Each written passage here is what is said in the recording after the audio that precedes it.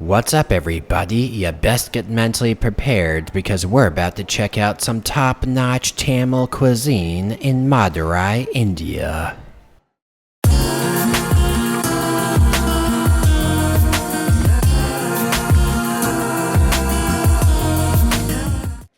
So I was sprinting around the spiritual streets of Meenakshi Temple in downtown Madurai.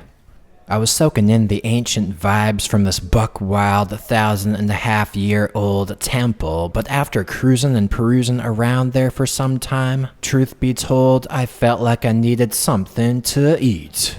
Mind you, I didn't want your average everyday chow. I wanted to try some top-notch Tamil cuisine in this mother. Now, Tamil people are pretty big on vegetarianism. I think it's because they try to minimize harm to other life forms. I don't know exactly. But even though I personally like to eat innocent animals, I figured I'd keep an open mind on this cuisine, and I figured I'd keep an open dick as well. So I boosted on inside this restaurant called College House and got myself a traditional Tamil breakfast. Now, I don't know if you noticed, but we've got a wide array of buck-wild food items on this plate, and personally, I think it's pretty nice. You might even say it's looking a tad carb-tastic, which is a-okay in my book, sweet cheeks. And aside from that Tamil plate, I also got myself a Dosa plate, because why the hell not? Anyway, I'll get to that later. First up, I figured I'd try out this Ven Pongal. So I got myself a nice spoonful of that and shoved it down my throat. And whoa baby, it tastes like a spiced up cream of wheat made from rice, if that makes any sense. Apparently the main ingredients are rice, ghee, and spices, and to me it tasted like a serious South Indian comfort food. You might even say it tastes like a pre-diabetes food, so I figured I'd try it with a little coconut chutney this time. Gotta give this bad boy some tropical vibes, and wow, just wow. It may sound trite, but that right there was a nice fucking bite. That coconut chutney was hitting the spot, so I figured I'd get myself a little more on deck. I started shoving that pongal down the hatch like a hunger-crazed heretical heathen. Now aside from that coconut chutney, I figured I'd try some of this sambar they got chillaxing on the side here. Sambar's like a lentil and vegetable-based stew, and it's pretty nice for dipping your carbs in. So I took myself a bite with that pongal, and oh, man. That right there was a match made in heaven, baby cakes. I mean, on the one side, we got that sambar stew, and on the other, we got that pongal with spices, and I could swear I tasted peppercorns and curry leaves in there. That's one zesty fucking breakfast right there, so let's see what else we got here. What in the world is this? I thought this was some kind of paste at first, but it's actually much more firm than I expected, so I took myself a bite, and whoa, baby.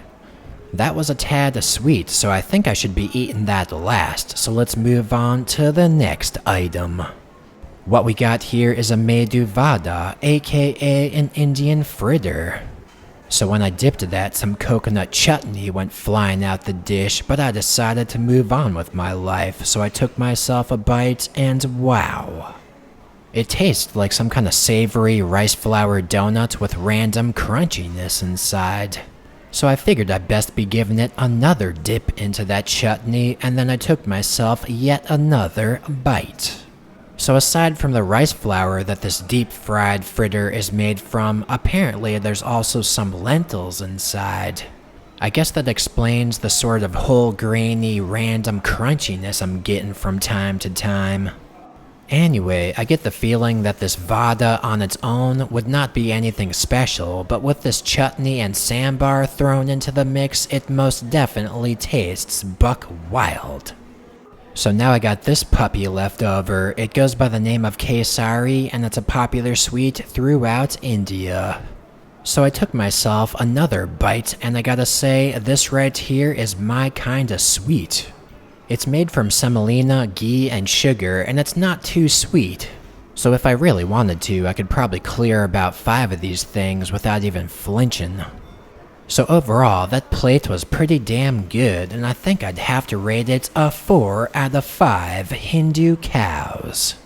I mean, it wasn't a perfect plate, but then again, it was pretty damn close, let's just put it that way. So next up, I figured I'd move on to that dosa that I ordered on the side over here. Mind you, this isn't just any old dosa, this right here is a butter dosa. Gotta get me some saturated fat into this diet over here.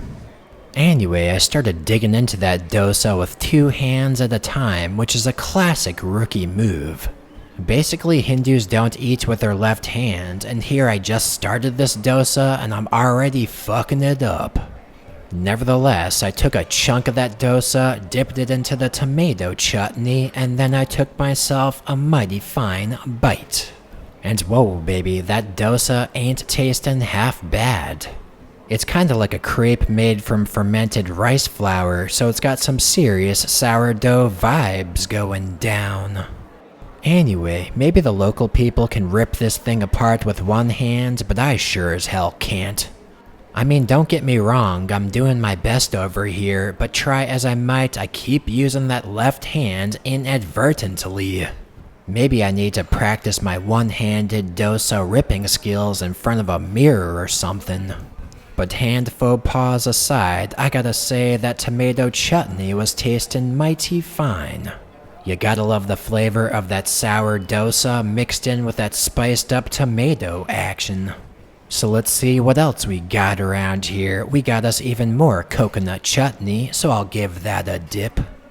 It seems to be the same coconut chutney as before, but this time with that sourdough dosa action. And after dipping that puppy and taking myself a bite, I gotta say, it tastes good, but I prefer that tomato chutney. I feel like that coconut chutney was a little bit more suitable for that previous plate I had, but for this dosa, that tomato chutney is where it's at. Then again, I am by no means a chutney expert, so you might want to take everything I say about chutneys with a grain of salt. I mean, if I were to be perfectly honest with myself right now, I'm not even completely sure if I could adequately define what a chutney is. But anyway, enough with that chutney chatter, now it's time for me to try some of that sambar with the dosa. And that was okay, but I think it was my least favorite dip. It was even farther down the totem pole than that coconut chutney. So overall, this dosa was pretty good, but I've had much better ones in my day, so I think I'm gonna have to rate this a 3 out of 5 Hindu cows. I mean, it was pretty good, but the texture was a bit more soft than I'm used to. I think I wanted it to be a tad more on the crunchy side, can ya blame me? So next up, I felt like I didn't quite hit my carb quotient for the day, so I got myself one more dish, just one more.